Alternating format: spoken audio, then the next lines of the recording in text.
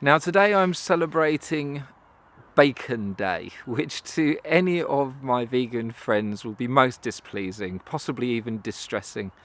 But I feel especially the fact that it is an animal product and the fact that this national holiday even exists is worthy of my participation, because I am definitely partial to a bit of bacon. I am one of those people who experience the smell of cooking bacon as something that's utterly irresistible, and it's interesting that this smell of cooking bacon is something that has such a profound effect on people, just like the smell of coffee. And so I want to use this as an opportunity to give thanks for all the bacon that I've ever consumed. It's interesting the way that this date falls in the holiday period, because it's it's one of those periods of time where people might really take great pleasure in preparing an absolutely outrageous bacon sandwich to see them through the holiday period. Uh, but to give some depth to this and to not just play lightly with the existence of Bacon Day or the notion of giving thanks for the existence of bacon, because it is for many, many people one of those things that makes life better.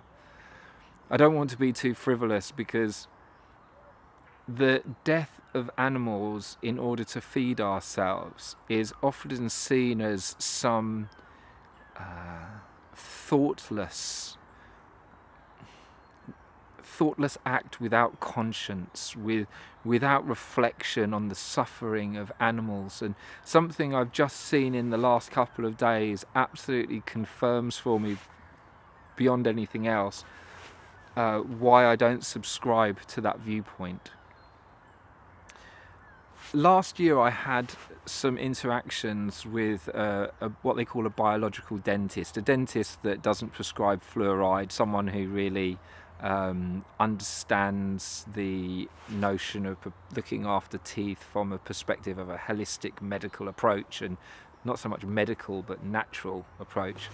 And in the course of having my teeth examined, she was saying how she can immediately, looking at somebody's scans, their x-rays of their teeth, identify whether someone is a vegan or not, which I found very interesting. Apparently you can really see the difference or this person can really see the difference in the bone density of people who don't eat meat products, because we have this, our bodies create much denser bone material when we have animal products.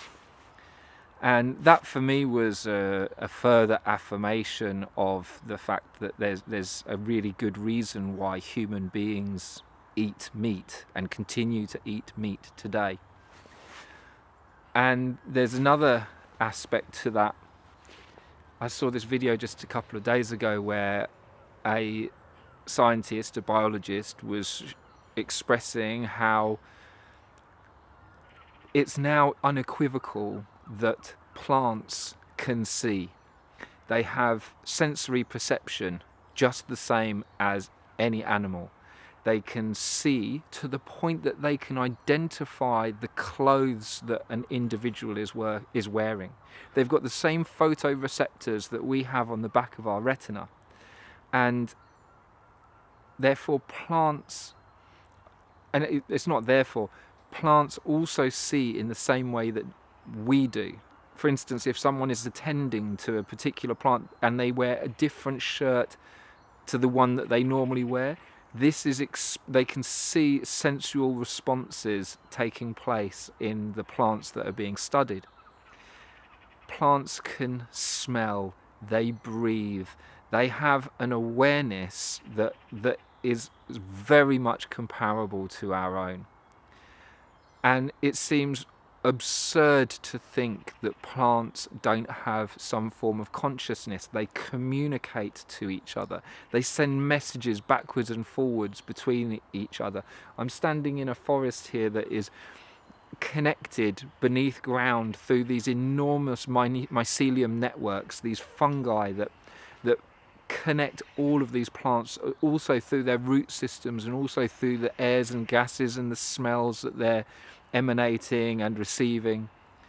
So, there have been periods of my life where I have I've spent a lot of my life contemplating, should I be vegetarian? Should I be vegan? I'm not someone who's just never given any thought to this. It's never seemed right to me. I've had periods of my life where I've eaten mostly vegan because I've been living with vegan people, and I tend to cook lots of vegetarian meals, but as time has gone on, the more I've become affirmed in the fact that the issue that we have about killing animals is about us and our own issues around death, our own unprocessed fear of death, and a kind of an unwillingness to accept our place and our role in creation.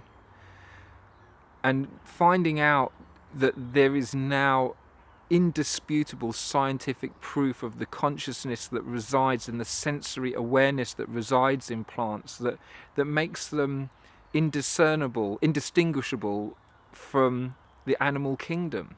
If we don't eat animals because it causes pain and suffering, then we mustn't eat plants too. Neither should we be consuming that comes from the plant kingdom if we follow that particular line of logic. Now, there's all sorts of reasons to be very concerned about where we get our meat from. If we're supporting the industrial killing of animals and industrial farming of animals in really toxic ways, injecting them with chemicals, and just it's heartbreaking and it's appalling what goes on in the meat industry.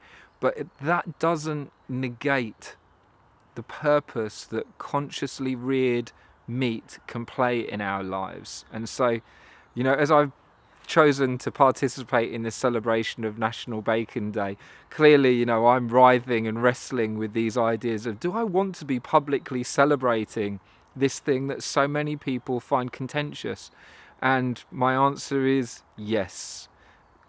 I choose very carefully where I purchase my meat from, and I have no guilt whatsoever when I sink my teeth into a delicious butter-enriched bacon sandwich. The trouble is now finding places where you can get butter or bacon that haven't been contaminated by the ridiculous products that are being forced on the animal world as well as on the human world. So, it's not every day that I can enjoy a bacon sandwich guilt-free. But today, I'd like to still celebrate National Bacon Day.